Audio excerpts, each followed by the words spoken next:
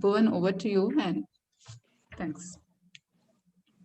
Thank you, Priya. I just want to make sure that recording is on. Guys, can you hear me? All of you can hear me? Priya, you Yes, can hear Bhuvan. me? Yeah, okay, Yeah, great. you're fine. So, first of all, thank you, Priya. Thank you, all the Client First Asia team members to help us to organize this webinar.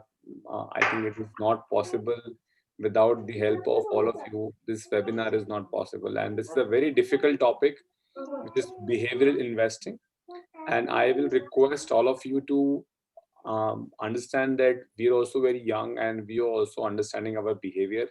And just now I've shared a small song with you that 50,000 has reached by Sensex, and party is just started, and 100,000 will be the next journey. It was sung by Mr. Vijay Kedia, and we'll talk about him in the end.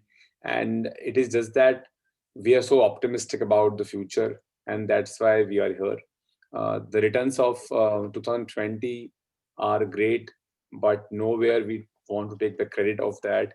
We're very clear that we told clients double digit, and we are very much grounded right now. And we request all of you to understand that we only play a very small part in the whole investing process. Mainly, money is made by these companies, and we are more like a jockey. They are more like a very good winning horse. We have quite a good experience, and I want to tell you also that it's an awareness webinar. It's not a selling webinar. It's purely for educational purpose, and this is our limited behavioralist study, our limited investing knowledge. Let's move forward. And this is the sixth webinar officially in the series. This is something brief about our company. We started from a small, maybe from home, we can call a garage in 2015.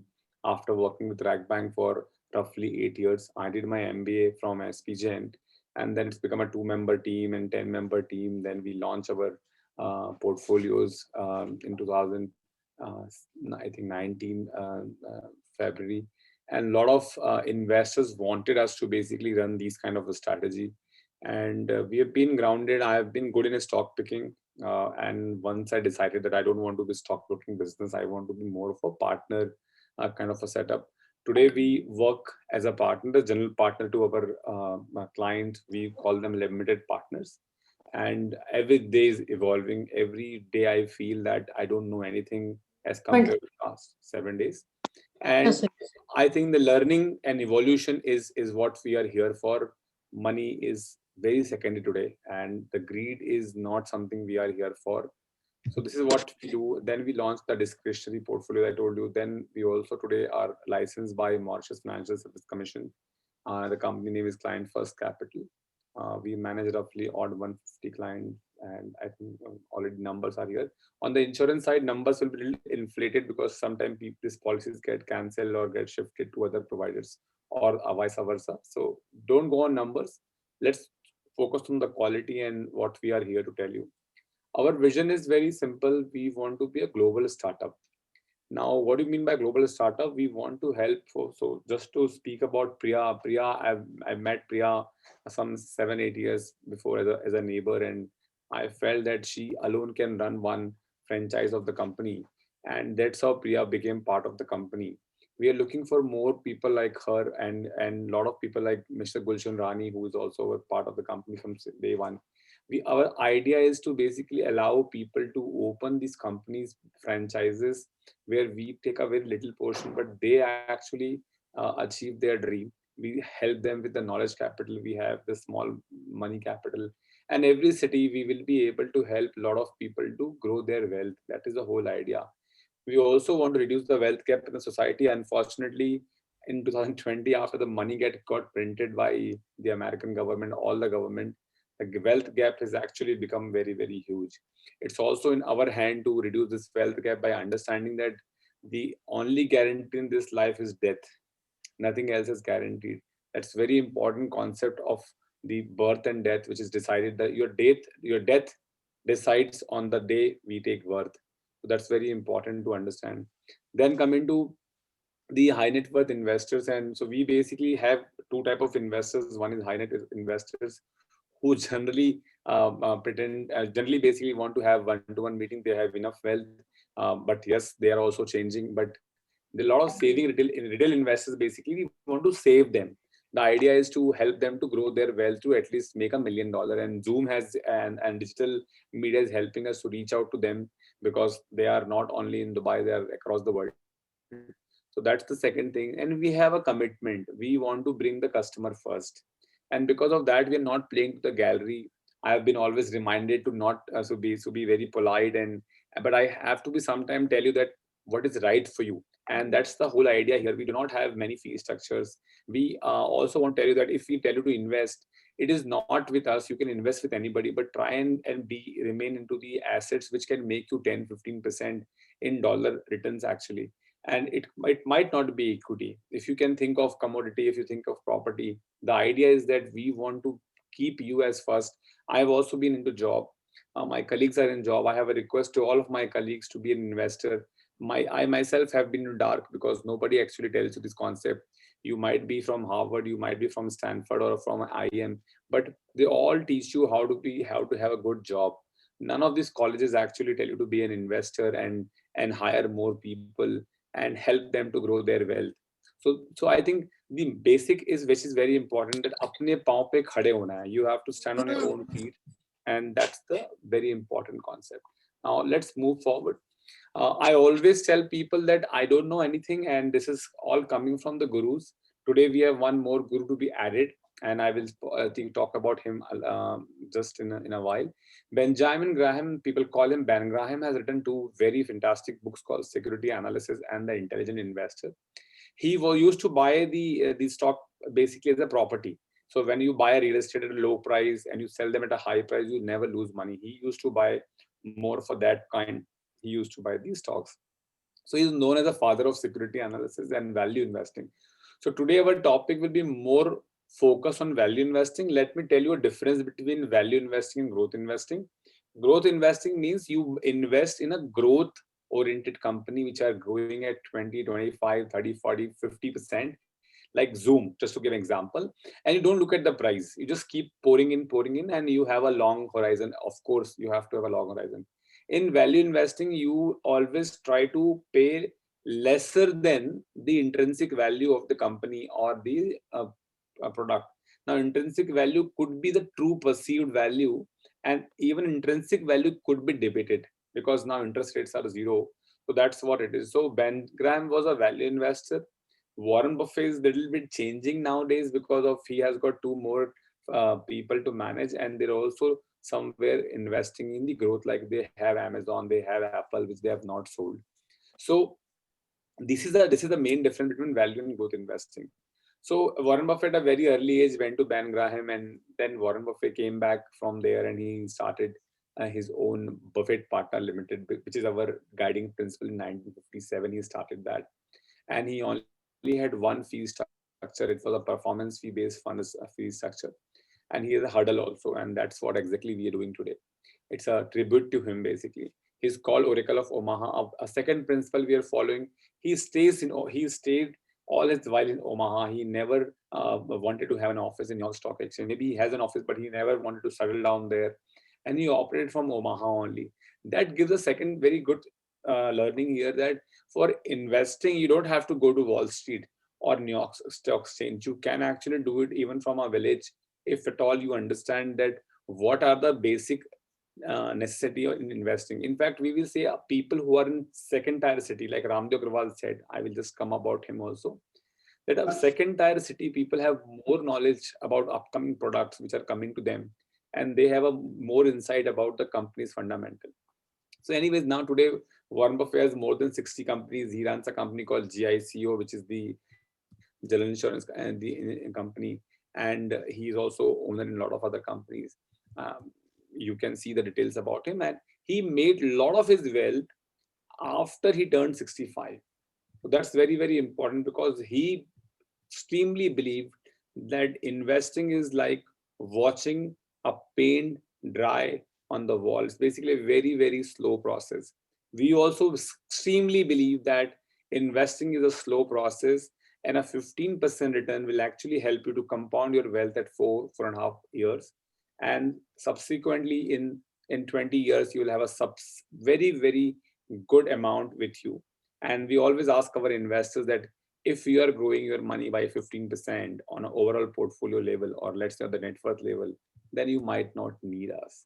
And that is essentially what we tell people, because there is something called inflation, there's something called purchasing power, which reduces every year because the values of in the commodities go up. And we are sitting at a unprecedented time where freight rates are now touching 40,000 uh, per day in dollar for a vessel.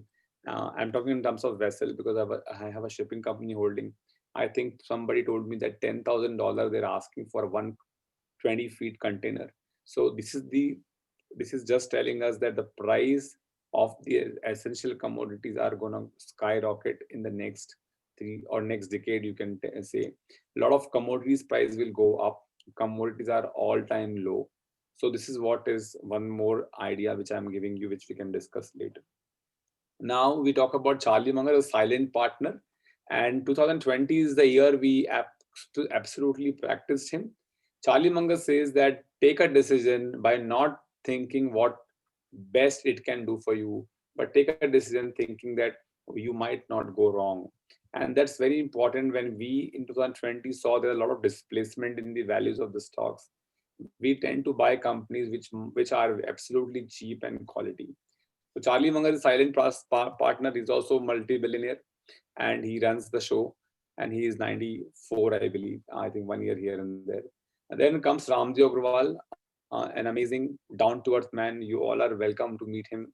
You please write to me. I will be meeting him in November if the Corona situation permits. He's a chartered accountant, a very down-to-earth person. He has got some 5 or 6 good videos about power of compounding, power of focus, power of quality. And he has just stayed to the course. He takes Warren Buffett as his guru. I take him personally as a guru because he's approachable.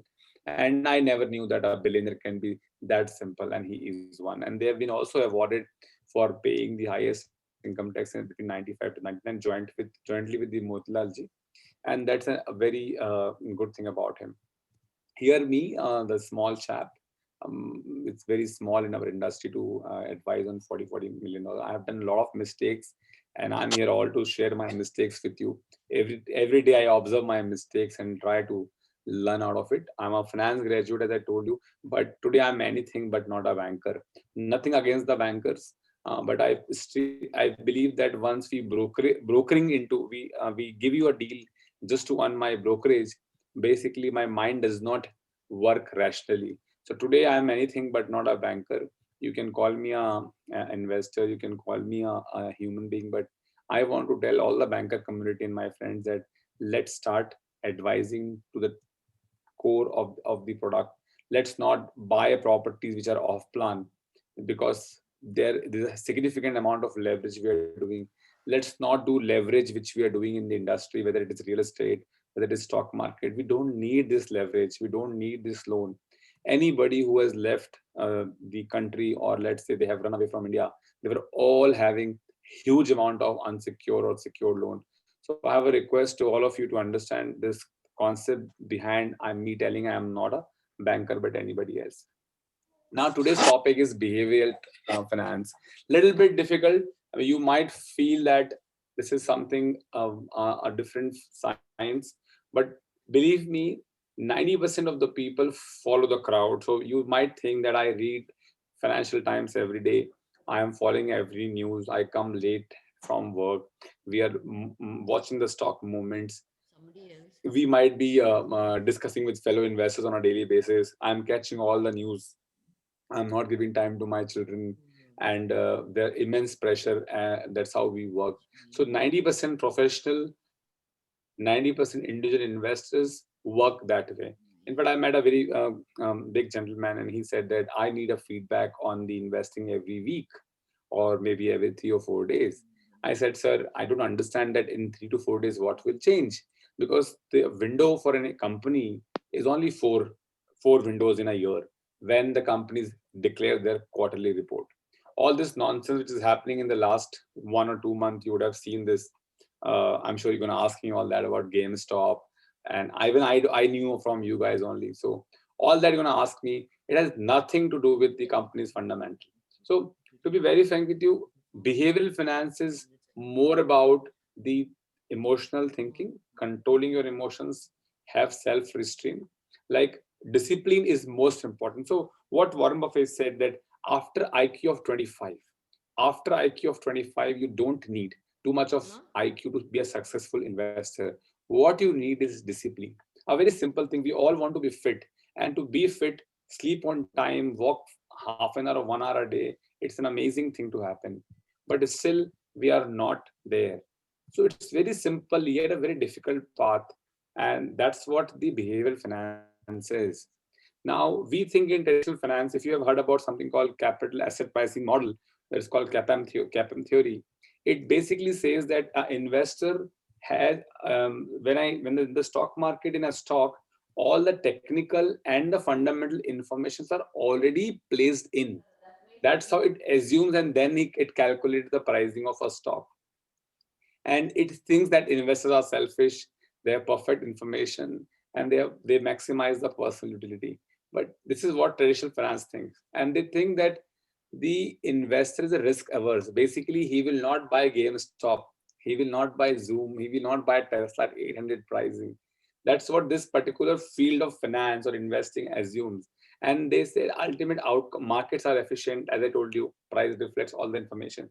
But the behavioral finance is no, they are emotional thinkers. All the investors are emotional thinkers. And one thing which is not changed is our emotion. And in fact, I will say we become more greedy, we become more fearful. And the year of Corona clearly tells us that when people were buying only essential commodity, which is basically the need, how we can be so what do you call pessimist in 2020 March to July. I'm talking about. Nobody knew that we'll have this euphoria of the stock market and will grow. At least in my circle, only my mentors have the rough idea. Even I never predicted that it'll be 60% kind of a gain.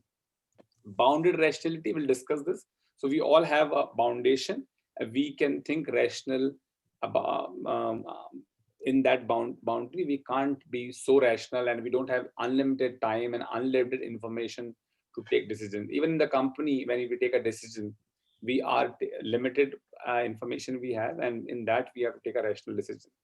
Loss aversion, it's very very important. We're going to discuss this as well. So I will discuss this with you.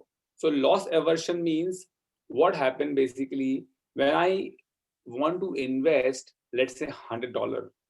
I don't want to lose money. I don't understand that if I will invest 100, it might become 80, 70. But if I will invest, I might make in a 5 or 10 year window 200 to, let's say, 1000. But just to make sure that I do not lose, I don't invest, and I keep looking for a timing in the stock market. And that's what the behavioral finance assumes. Now, Warren Buffett said a very good thing, that if you can't control your emotions, you cannot control your money. So the one thing which I want to tell all of you, that we need to control our emotions. Let me tell you something which will make you feel good. I am losing money for last 1 week across my stocks. In one company, I've lost 20%. In one company in 2020, I lost 50%. One company I sold, I lost 60%. Now, if after that also I'm coming in front of a smiling, you can imagine. Let me tell you some more figures, so maybe you'll feel happy. So, and I'll tell you why I am saying so. I lost something around $90,000 in one of the structured notes I have done for myself. I lost money to 4 or 5 of my investors also. And this is what I have lost. But do I have a regret? I don't have a regret, because this is the learning lessons. This is the learning lessons. These are the foundation, the pillar. Very simple thing I'll ask you. When so many banks got merged, their banks, the whole economy have never told us openly that how bad decisions have been taken. I'm sure they would have taken their decisions, they would have taken their learning. We also have taken our learning. But what I'm trying to say that we are risk averse, not loss averse. We understand that these mistakes will happen, then only you will walk the path of wisdom. And that's what we are doing today. And believe me, this is the lowest risk path, but it could be a higher volatility path. Now, I'm telling you an example of loss aversion. So what happened? We have this company on our portfolio, and it went to $70 some time back. And we have been told that why don't you sell it? When we discussed with our investors, and somebody told us that sell it. And one fine day, somebody told me that it is 20% down. Just look into it. At 56, if under the pressure, because our buying price was 20, if I would have sold it, I would have been still making money. But today I'm not sold it because I know the story of the company is intact. And today the price is 100. It could be 40. It could be 30. I would have bought more. What I'm trying to say that we are risk averse. The notional loss, paper money, loss of 50% if you cannot see, please don't come to stock market, because this is very, very possible. Like what's happening with the market right now, people are trying to beat each other. This is not the place to beat each other. This is a place to make fortune. And let's not say that I've lost so much money in the stock market. If you have lost, what are the lessons? What mistakes have you done? Be unbiased about it, openly discuss it, so you can do it pretty well. Have you never lost a job? Have you never lost in our business? What did you do? Did you stop the business? Did you stop employment? But we put more effort and we made sure that that lesson has helped us. That's the thing about loss aversion. Now there is some process to it. So I'll tell you what happened. The cognitive bias plus information uh, processing equal to, and with the time constant becomes the bounded rationality. I'll repeat. Bounded rationality involves the cognitive biases plus information processing and the time which you have, and time is very, very limited. We all sometimes take the decisions because we have less time. Now in that, there are something called conservatism. Conservatism means that people are just saying we will not come to stock market, we'll only invest in property because our uncle and aunt, they all used to invest in property. An investor or a human being has to be open. To be very frank with you, we were also not into the stock market. It is not that my mother taught me when I was 1 year old that beta, please invest into stock market. I actually learned it when I realized that I want to make sure that I make money for my clients. And at the same time, I never lose them money. No matter what, whether it is a 2020 crisis or 2008 crisis. So conservatism is not really good, but we have it. Confirmation bias, this is very important. So once what happened, I chose one company and I was telling all my team, research team, to just let's buy this company, look into this company. And then they came to me and saying that there's another company which is basically having the better financials, etc. Now, when you look into one company again and again and again, or when you look at something again and again and again, you basically start finding the reason to justify what you have done or what decisions you have taken, instead of unbiasing yourself and looking at a lot of other companies and then realizing whether this company is good or bad. Same thing happens in our portfolio. We sit on our companies which are losing and we sell our winners. One of a very good friend told me that this stock has become 5 times. You sell this company now, I'll give you more money tomorrow.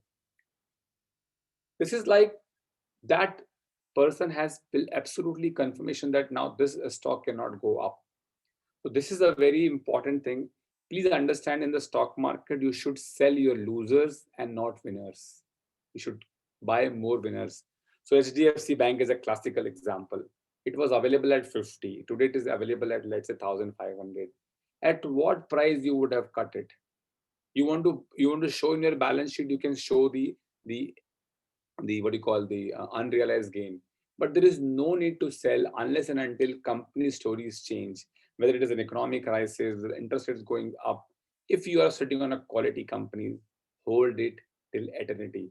Just a good example I'll give you. Warren Buffett is still holding Coca-Cola on his portfolio. So that is very important. Now coming to illusion of control. I will give this a live example. We think we control a lot, but we actually control less than what we think. I can't even tell my children to come and sit down here. They don't listen. I can't tell my staff to do this way. They don't listen. Even I don't listen to my father sometimes. So what I'm trying to say, we think that we control enough, but actually we control less. And because of that, also we do a lot of mistakes. hindsight.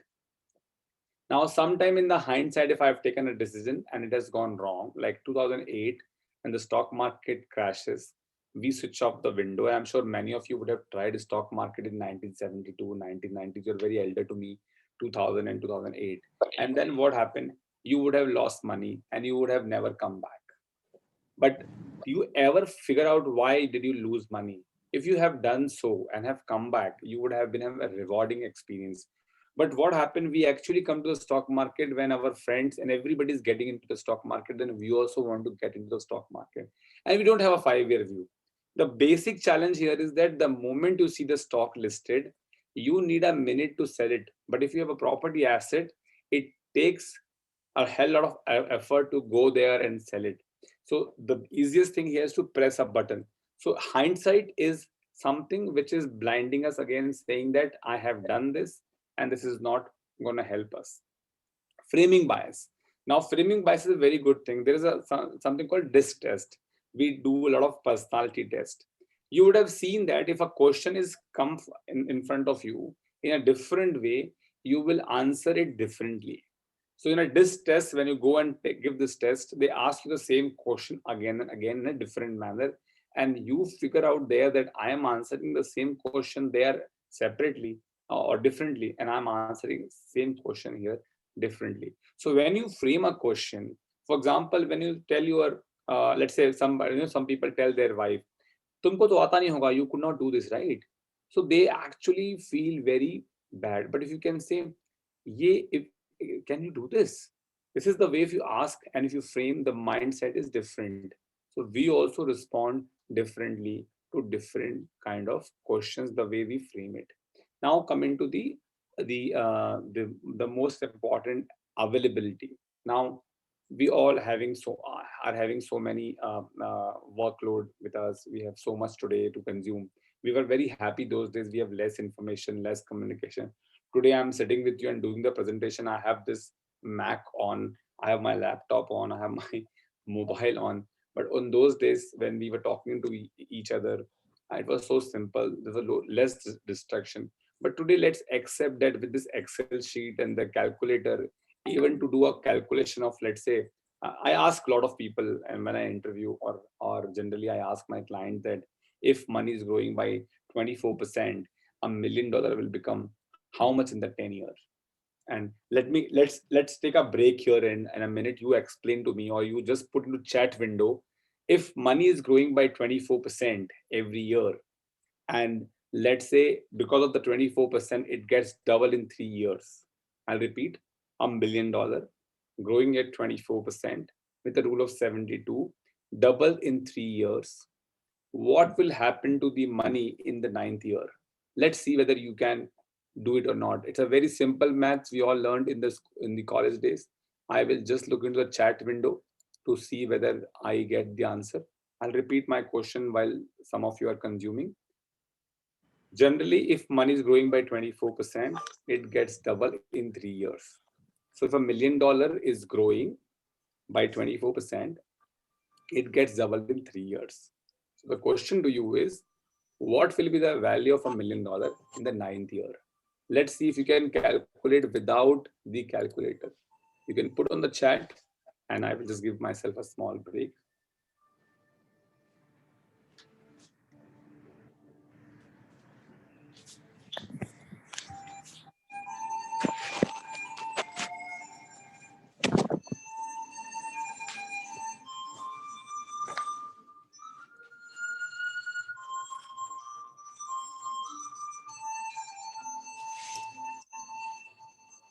Very good. 8.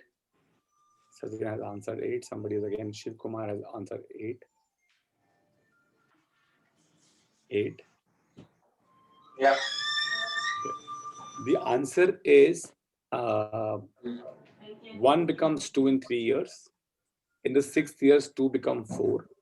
And in the 9th year, 4 become 8. So give a big round of applause to Sachin, Shiv Kumar, and Moise. And if all others are also calculating, and we have 25 people here, I just want to tell you that since we are using calculators and computers, our mental ability to recall has become lesser. And that's also one of the biggest challenge in the in field of investing. If we're not in the field of investing, everywhere we are facing basically. This is just trade because we're discussing more of the stock market, so we are discussing. So thank you for responding. I prove my point. Some of you are still not answering. It was not at all a difficult question. It was a very simple question. Please try it at home. It's called power of compounding. It's called rule of 72. Today we're not going to cover it. We've done it in the previous webinar. You can watch our YouTube link on the previous videos. But it's the founding principle. We are helping, and going to help ourselves and the clients to grow their wealth. The last concept is on this cognitive biases. I'll repeat again. I repeat the behavioral finance is the 10% of the whole investing. 90% people follow the crowd. I do not discuss too much with so many people. I don't like to read too many newses because I feel they are all selling to me. In the behavioral finance, something called bounded rationality, which is you are bounded in a time horizon. So there are three constraints to the bounded rationality. The first one is the cognitive biases. The cognitive biases are of following. There are others also. It's called 4 of the cognitive biases we discuss with you. Conservatism, confirmation bias, illusion of control, hindsight. Believe me, whenever you take a decision, please try to get it checked with the person who's in that field, and you will find that how many mistakes you have done. Then information processing. The second, how much information my mind can process. These two combined with the limitation of time is bounded rationality. The last one on the information processing is mental accounting. This is a very important idea, I will tell you. So what happens, you would have noticed if you get more money, you start suddenly spending more money. So an employee who was getting a $5,000 salary every month, when it's coming, he was very well accounting that money. He was not overspending. But suddenly he's also getting $5,000 extra money because of bonus. That money he was so reckless with. So in his mind, there are two types of accounting. Now, what am I trying to say here? Basically, if you look at the US is giving free money, right? And I've checked with my friends and I've asked them that when you got this $400 and $600, what did you do? The day money comes in, it goes to the stock market. The question is very simple. Why are they not also telling me that with that money, I also invested my savings portion to the stock market? So that is the reason we say that as in the long term, this short term intervention of a government is only increase the inequality. It creates more of a roughage. It creates more of a euphoria, imbalance. It is not good. But who listens to us, right? Only bunch of 25 people like you listen to us. So all I'm trying to say here to you all that the mental accounting is a very tricky thing. When we get more money, suddenly we start basically looking at it differently. Or let's say one more example I'll give you. When you hire an employee at X salary, the employee takes that salary for granted and he starts looking to make something extra here and there. And that's how this all network marketing companies which are using the employees of the so-called companies in the evening, they go and sell their products like the water filter or there's a QNet or Mware, etc. So mental accounting is very, very challenging field in the behavioral finance. Now let me move forward. Now, emotional biases. So there was second concept of behavior finance, which we did discussing is the emotional thinking, bounded rationality, loss aversion. So now what happens in the emotional biases? We have more pain from a loss, less pleasure from the gain.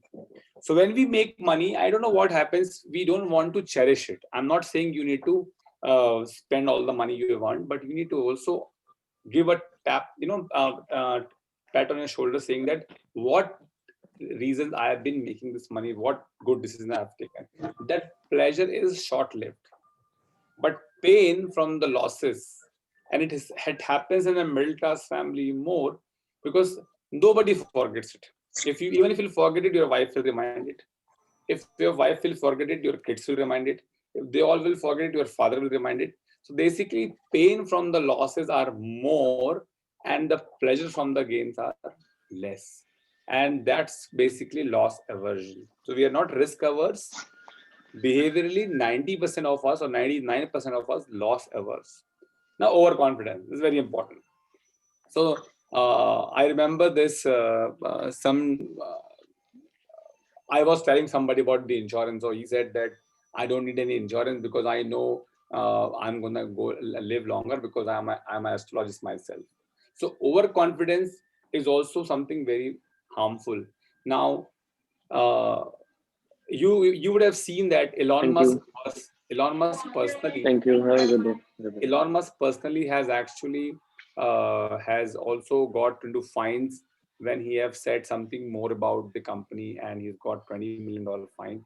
Today it looks like a bad example because the company is doing great, but overconfidence is something which and once your one or two companies go right, you start thinking you are God. So this is very important thing that we need to understand. We all have this ego issue.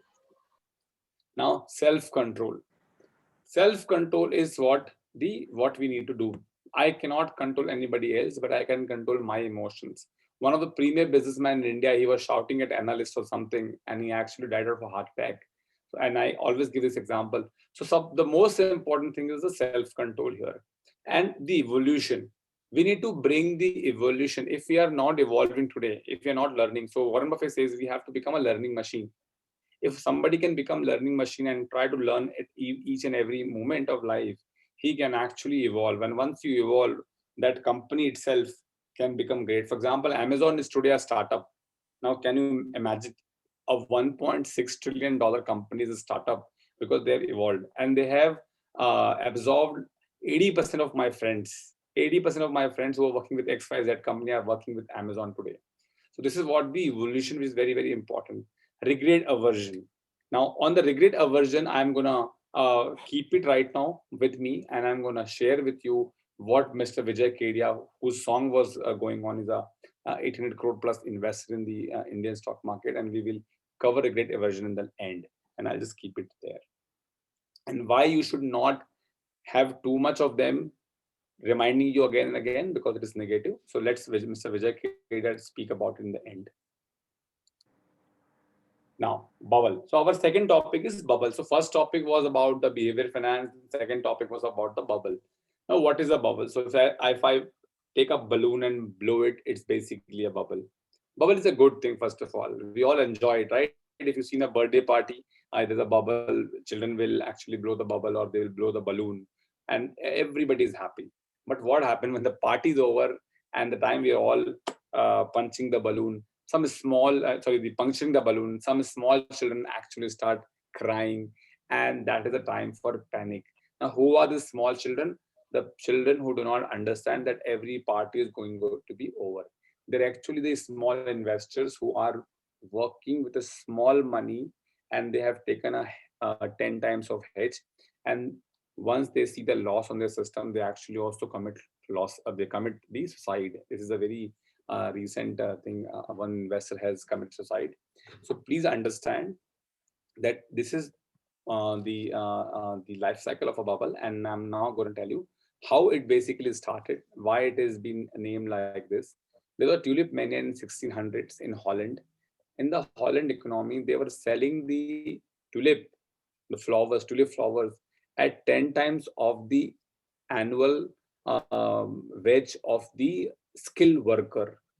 And that's how this tulip mania has brought the whole Holland economy down. You see the same kind of euphoria right now in ESG.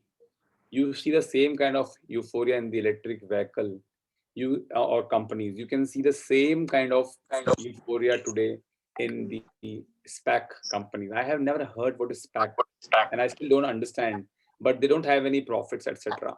So all I'm trying to say that this is what is happening in today's date. And this GameStop thing, which is totally unwarranted of today in the newspaper, has come in Gulf News, and these boys have become very famous. And the owner of Robinhood, which is Mr. Bhatt, I am discussing also with you right now. It is giving them a huge coverage. But at the same time, what is happening in the market, it's actually a euphoria sign. And people are just, that in Facebook, we used to troll people that we have heard, which does not involve money. Here, the billions are involved, and the hedge funds have lost a lot of money. That's what is happening right now. So let's talk about the life cycle of bubble. Displacement. Am I on time? 3:47. So displacement. Now I'll show you an example of displacement when it happened actually. So when you saw in 2020 March, when you basically saw the crash came in of the stock market, you can see this is a displacement happening. So March 18 is basically the displacement of the earning growth and EPS. So I don't know how many of you know this, but let me tell you that share market in the long run follows the earning growth. So if you're growing if your portfolio is growing by 20%, by and large the earnings of those companies have also grown 20% CAGR, but it is true in a 10-year window, because in the 5-year or 3-year window, a lot of this economic intervention or the plus and minuses and interest rate takes over. So if you see a 30-year chart, and you will find that this is actually correlating pretty well. And every time then there is a displacement happening, there is a panic button pressed, and the stock market crashes to the extent even lower than the earning. It's a very, very important sign for a value investor to understand. So whenever this happens, please understand there is a crash to come. So if you look at the 5-year window here, this has happened. Can you see? Now this is for the stock market. Try and understand, we do not invest in the index. This is for the index. We invest in the companies which are in the stock market. There are always opportunity in the stock market. Some sector is pessimist, some sector is optimist. For example, the pessimist sector today is the conventional oil company, aviation company, shipping company. So try and understand, I am just giving an example because this should not make you confused with whether you should invest or now. It is only telling you that on a broader market, there is a euphoria, there's a big displacement happening here. So let's keep it displacement right now. The displacement started in the March 18th. Now let's go back to our presentation and then talk about the next stage. Bhuvan, if that was a link, actually it didn't open up, or rather it was not shared, even if it opened. Okay. So it did not share up. Okay, so I'll maybe your screen is not shared. Okay, no problem. Yeah. So if you can, I'm sorry about it. If you can see this, this is very important. So what I was telling you in a very simple manner, that if you look at 30-year chart, this is the earning per share, and then you have the price you have price of S&P 500. I'm sure all of you understand S&P 500. It is basically the index basket for the largest 500 company by market cap. It's a weighted average index of Standard Poor of the biggest 500 company of the US. It's a 90-year historical chart. I'm only using a 30-year chart. This presentation is available after I'll present it, and the video is also available. You can take your time and do it. And what I'm saying is largely the earnings are followed by the price, if you can see. So what we were telling you, that if we look at 5-year chart, in 2018 there is a displacement started between the earning and S&P 500. So if you look at the earning per share of the going up and up, but the price of the S&P 500 surprisingly was not growing with that intensity. You saw the earning per share was going up, but the S&P 500 was not going up. And now S&P 500, so this is the displacement started. Okay, now generally it is on the reverse direction, but it has happened this way this time. Now we talk about the boom. Now what happened in displacement? You have departure from the past trend. You have a new paradigm being developed, and there could be a new product or technology. For example, Zoom entered in 2020. A lot of IT companies took over in 18, and they launched in the 2018. A lot of IT companies actually got launched because the earlier peak was 18. This crisis was supposed to come in 18, but it did not come because of the low instance of the interest rate and money printing. And we had historically low interest rates, but now we have even further low interest rate. The second stage we're discussing is boom. The stock prices started to rise. Momentum increase. Now today there's something called momentum investing, because people are sitting at home. There's a Robin Hood investors. People want to pay low commission. They don't understand that nothing is free, but they all want low commissions. So Zerodha's of India and the Interactive Broker also has a product in the US, which is basically zero commission. All this momentum investing, which we don't do. And after September, there was a fear of moving missing out basically. Everybody want to get into rally because, okay, I think again it is not sharing, is it? Wait. You're still in the chat. Okay, let me share full screen actually. Yeah. So now you can see that I was discussing the chart with you. Now displacement has started already in 18. We were in the boom, or we were in the boom actually, where the stock price went to rise, and then there is a momentum in investing. I will tell you when this period is. So in my opinion, the momentum was basically the 2020 period after the March, and the main reason was liquidity driven. Main reason was from the IT companies. Main reason that some big company were becoming bigger, the good balance sheet company. So all the money which is moved out of the shipping or the oil companies have actually gone to these companies, and the index is an average, so index will anyway show you up. So what happens is this 2020 March. Now let me show you a 5-year, I think, yeah. And this is where the price started catching up, and earnings were not happening. But these is looking at the future earning, you see a lot of euphoria happening. Price is still moving up. So boom converted into euphoria. Displacement started. This was a boom. In fact, I will say boom was for 10 years. So if you see, the boom was continuously happening for the 10 years. Again, Bhuvan, sorry to interrupt. Are you showing the chart by any chance? No, but I shared the full screen. Priya. Take a minute.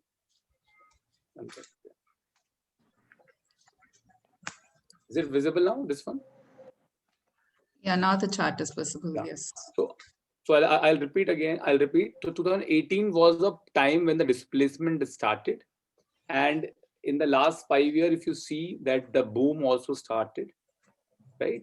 And this is the price, not, and this is the earning. And then the boom continues. And now once earning is dropped, you still have the share price going up, which is called euphoria, because earnings have actually suddenly dropped, but the euphoria is going on, and it has come. And even we have a very shaky industrial scenario, the price is still moving up. That's basically the euphoria stage. So today we are in the euphoria stage. Asset prices are skyrocketing. Caution is thrown not out of the window. I will say the whole, all the furnitures are basically thrown out of the window in terms of caution.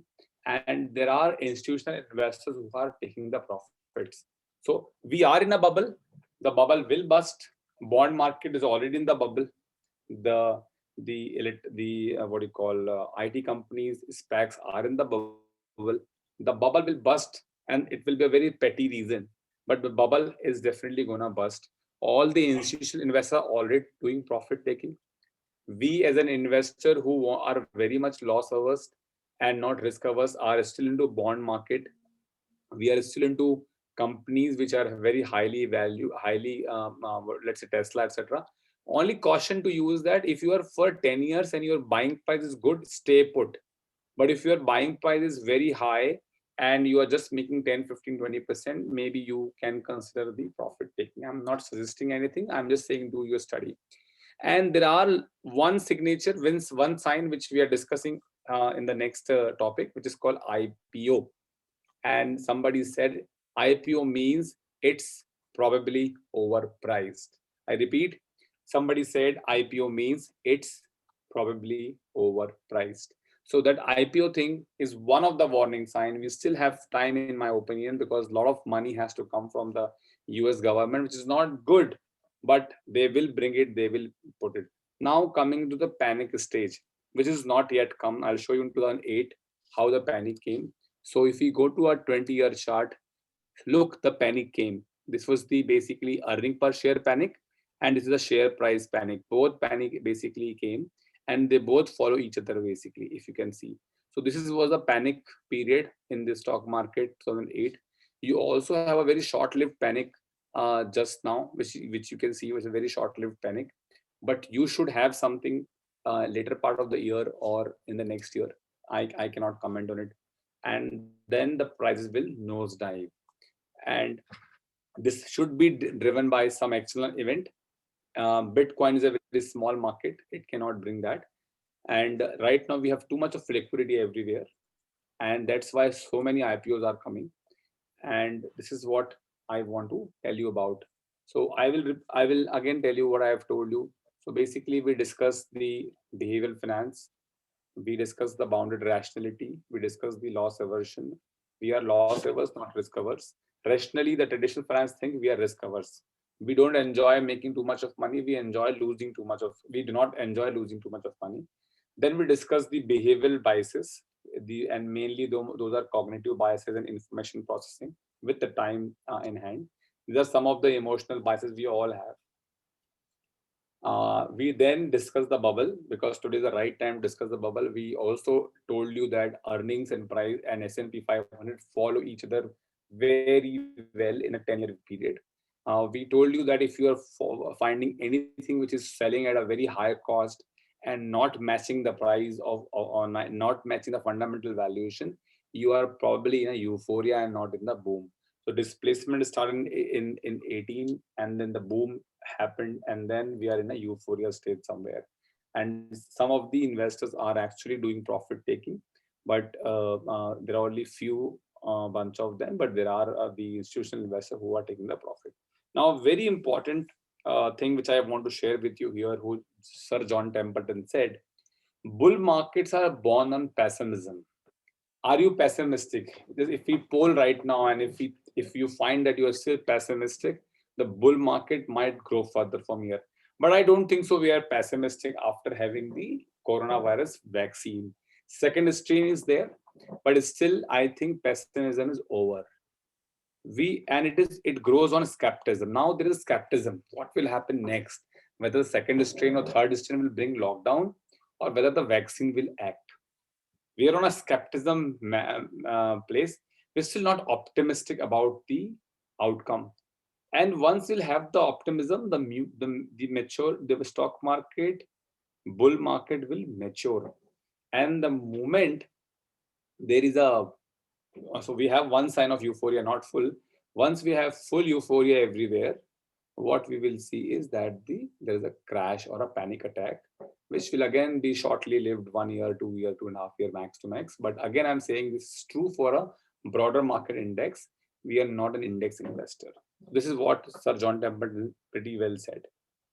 Bubble we have discussed. We've discussed the stages of bubble. Now, something called growth trap. So growth trap is very simple. Will you buy Zoom at a price to earning of 700?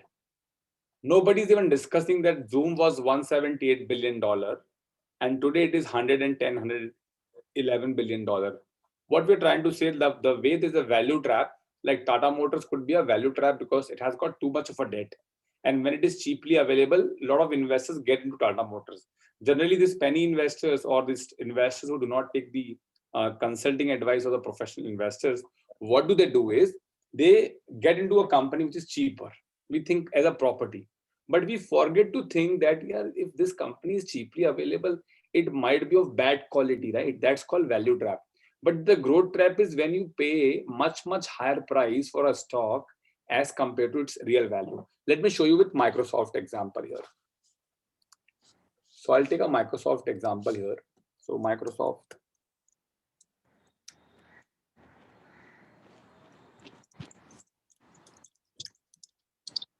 So you remember all these companies were very heavily priced in 2000 and 2008.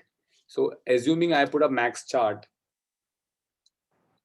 So can you see if you would have bought Microsoft in 2000, basically, which is roughly a valuation of 56, it took what?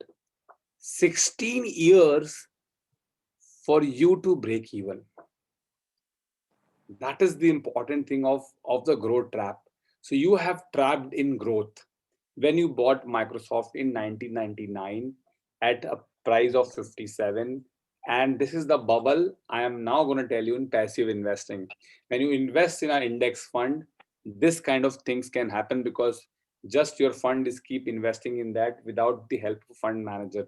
So Microsoft, if you would have bought at 99, you would have taken 16 years to just break even. Maybe you would have got some 0.5% dividend. That's one example. So this is what we are discussing in terms of growth trap. There are growth traps right now. So I've explained you growth traps also. Now, we will move forward. And yeah, so I told you IPO is initially initial public offering, but it is ideally overpriced. So let me take a question on the IPO side.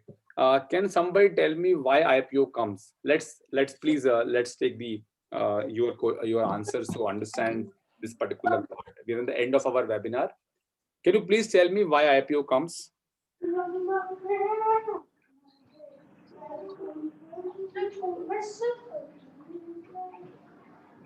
Can I have an answer from you, Mr. Shiv or somebody, or Priya? Why IPO is launched?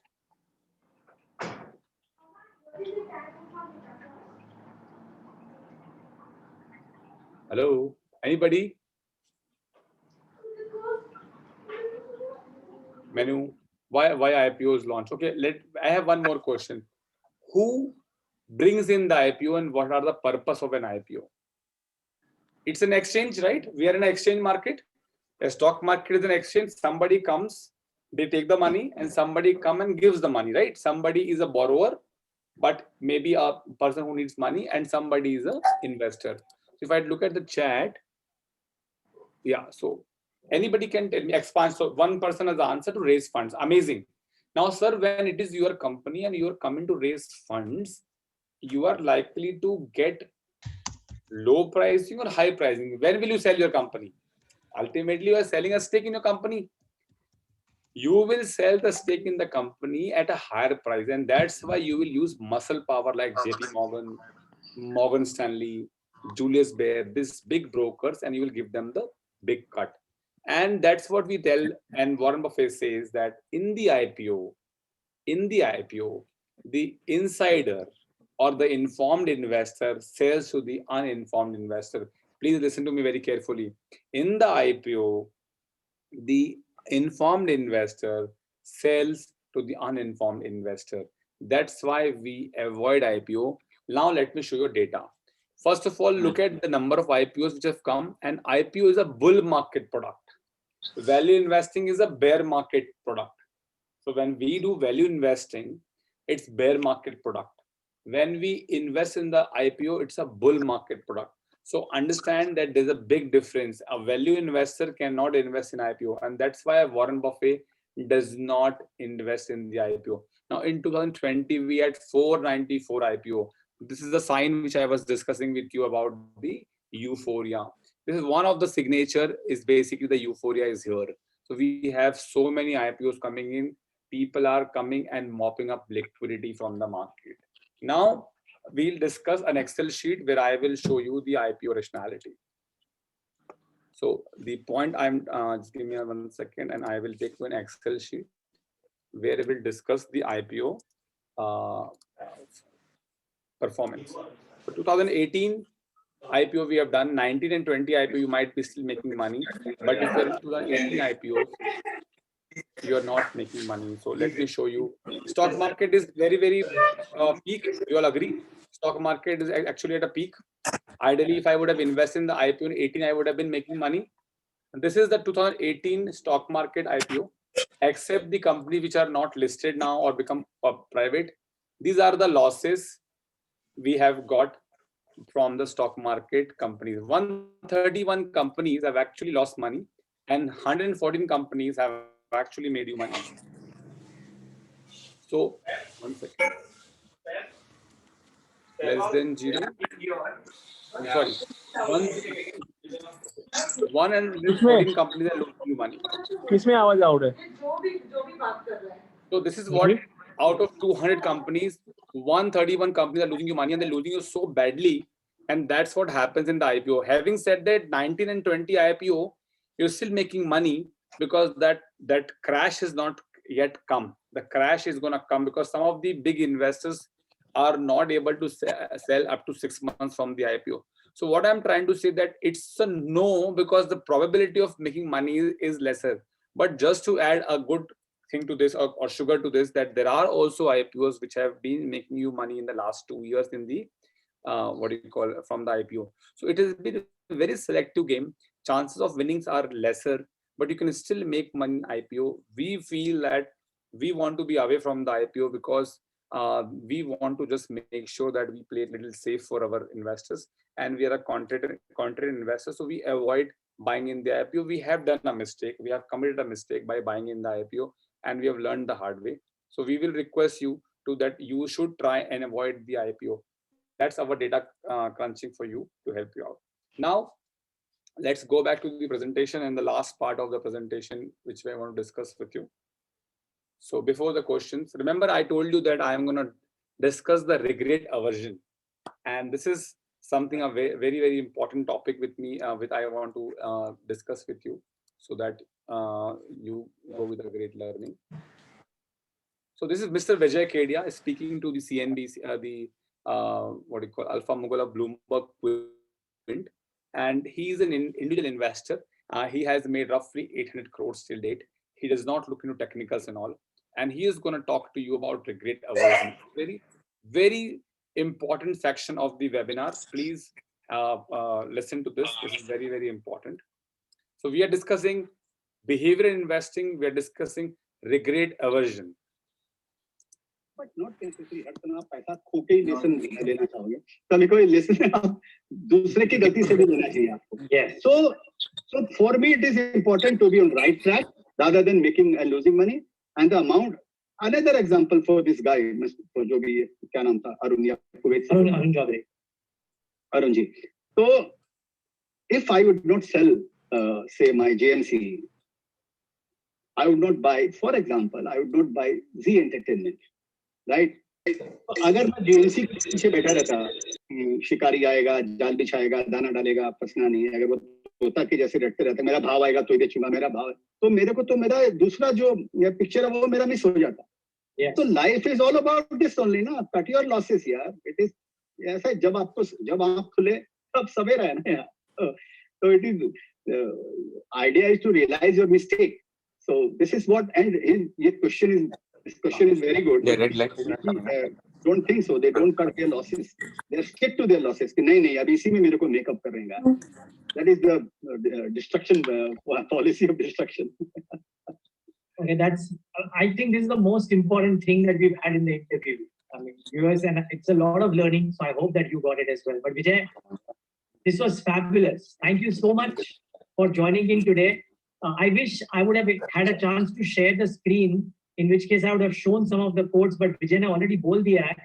I'll just end with one of the quotes that I particularly like, which is, regret is a lifestyle disease of equity investing. This is something that Vijay Kedia sent to me a few days back. And I think, Vijay, 30 seconds, what do you mean by this? Regret is a lifestyle disease of equity investing. ऐसा दोस्त क्या है ना, अगर आप किसी चीज को अगर रिग्रेट अगर आप करते हो लाइफ के अंदर, तो क्या होता है, एक तो आप रिग्रेट अगर करते हो तो जब तक आप रिग्रेट के मोड में रहोगे तब तक आप में नेगेटिव एनर्जी आपके अंदर में फ्लो हो रही है. अगर आप रिग्रेट करते हो तो which is going to have an negative impact in your next decision, right. तो आइडिया ये है कि यहाँ पर शेयर मार्केट में every time you are in a regret mode, you buy some shares. I bought JMC गिर गया तो मेरे को रिग्रेट है, राइट. और अगर जेएमसी में ले लिया और जेएमसी बढ़ गया तो I have another brown packet is for you. I 1 lakh shares only, I could have bought 5 lakh. Come on यार, ये स्पोर्ट भी बढ़ गया, वो भी मेरे को रिग्रेट होता.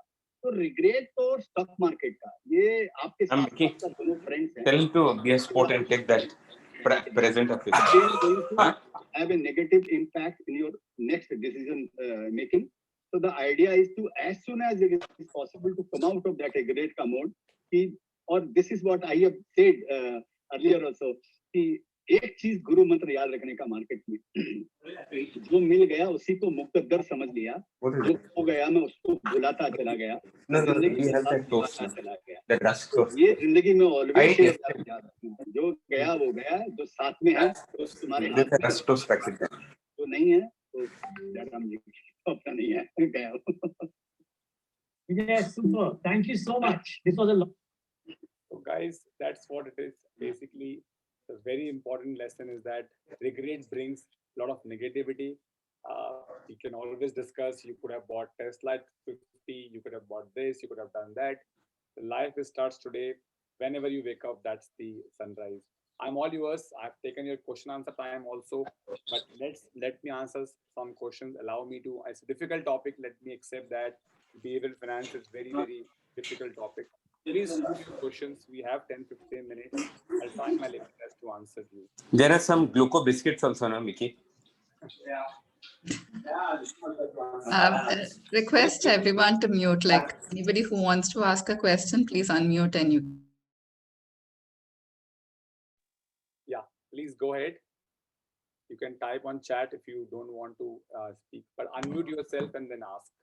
Yes.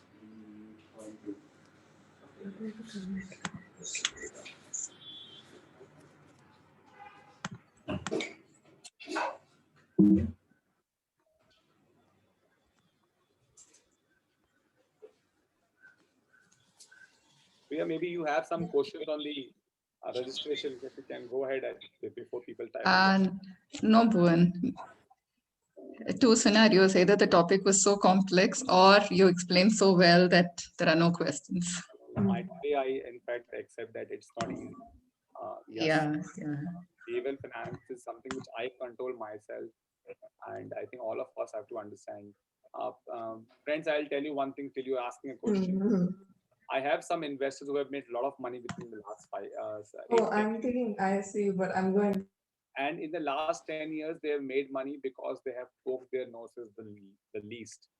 I'm not saying that I was the great guy from the day one. I have actually been doing a lot of mistakes. But what I've seen that when I've committed a mistake, also they've never ever kept pestering me that this is a mistake you've done, it's a mistake you've done. I have lost somebody 200,000 dirham, and he never ever mentioned about it. And today I'm managing roughly $1.6 million for him. And that is these kind of people, and I call them next to God. And very few people I have like that, but they have made the maximum money, not ask questions. I'm also a rational person. I also try to keep everything open and show them that, look, this is how it is. But to be very frank with you, in Fidelity, when they have done the research to figure out that who has made the maximum money, the person who made the maximum money was actually dead when they found it, and they found him dead. The second person who made a lot of money with Fidelity is the person who forgot that he actually invested in Fidelity. So all these behavior issues are basically, I'm saying that you want to trade if you think that is good for you. You think you want to invest on your own, go ahead and do that. But once you sit down with us, understand how we do it, or let's say you do it, but understand whether the stock market is for you or not.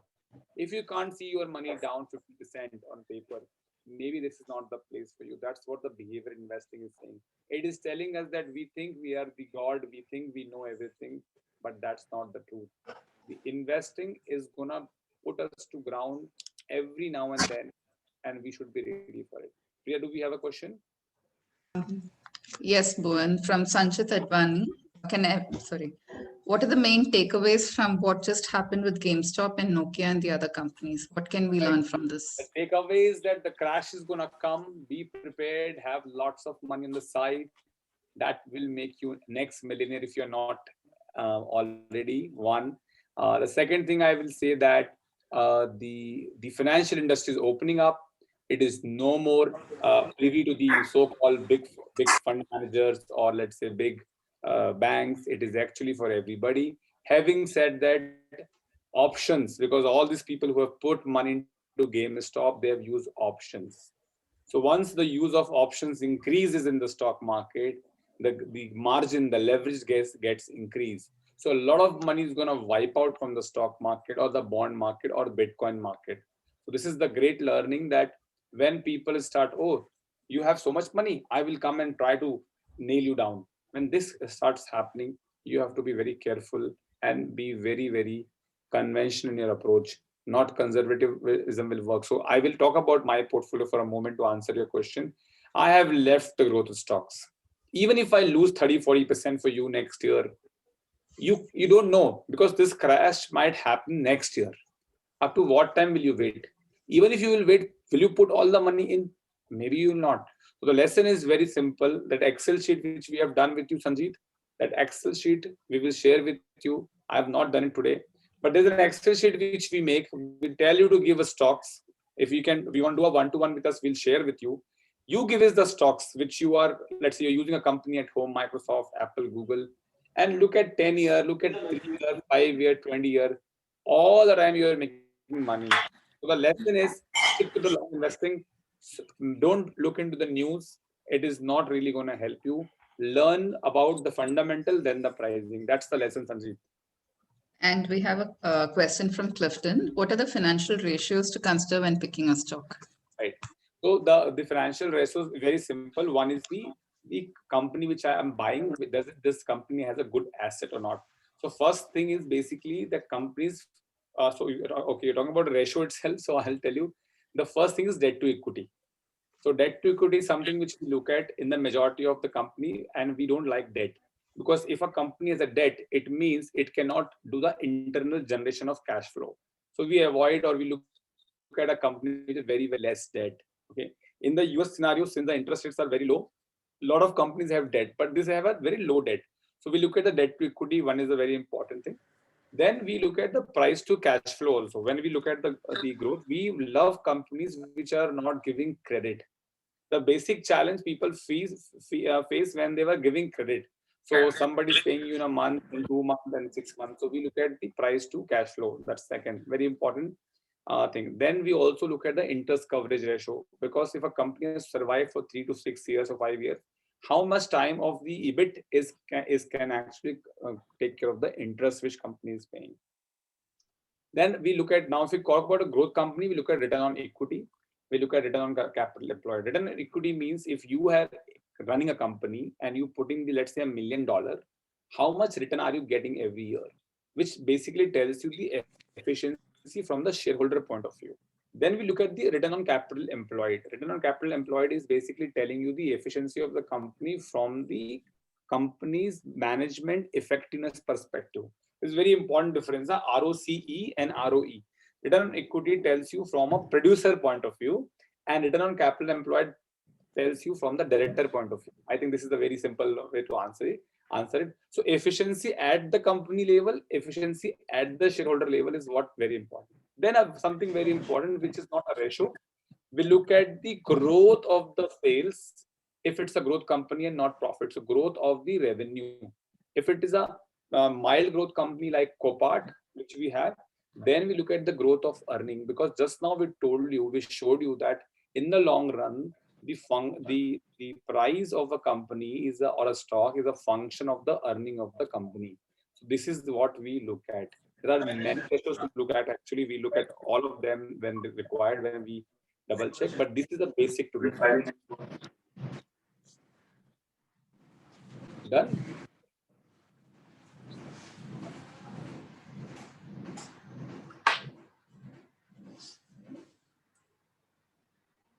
Stop.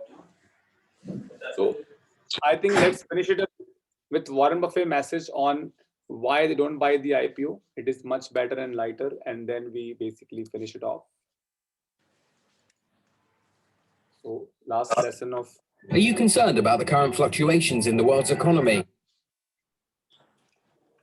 And this is the last.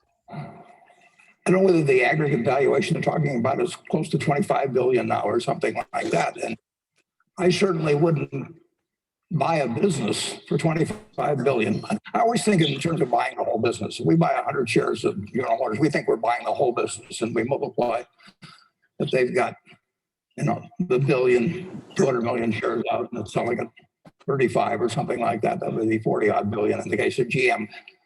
So I look at what I'm getting as a part owner of a business, and I don't know why, with all the things you can buy for 25 billion in this world, that you would pick a business that really has to be earning 2.5 or 3 billion pre-tax in 5 years to even be on the same radar screen as things you can buy right now. So I have never been a big buyer we haven't bought an initial public offering, or I haven't, Charlie hasn't.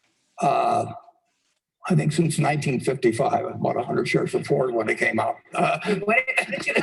What? What did you buy? It was Ford Motor. Gus Levy was running it as a favor, gave me 100 shares, and I have to admit it now, I think the statute of limitations has expired.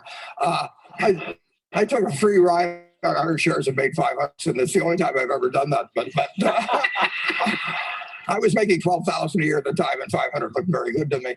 But I think buying new offerings during hot periods in the market, I don't think it's anything the average person should think about at all. You have said that you've missed out on some of those. Like you should have bought Amazon a long time ago. You should have bought Google/Alphabet a long time ago. Could this be one of those scenarios? What was the last? Could this be one of those scenarios? Oh, it always can be. Yeah. I mean, there were a pair of dice at the Desert Inn one time many years ago that they had them in a little case. They came up 32 times in a row. Well, that's what, 1,000 times, a million times, a billion times. 4 billion to 1, a little over that. So you can go around making dumb bets and win. It's not something you want to take as a lifetime policy, though. I mean, I don't worry about.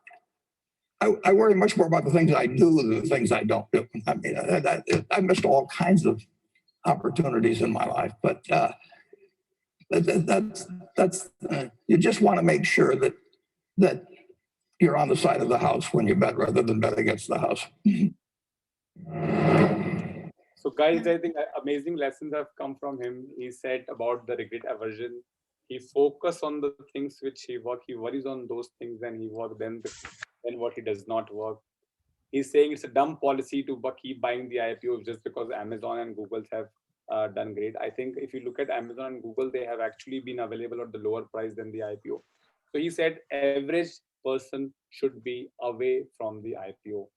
I think I don't have to add much here. I think you do not have much questions also. Keep investing with a 10 to 15 year horizon. And I can tell you one thing I can assure you, if you buy good companies, you're going to beat every other investment.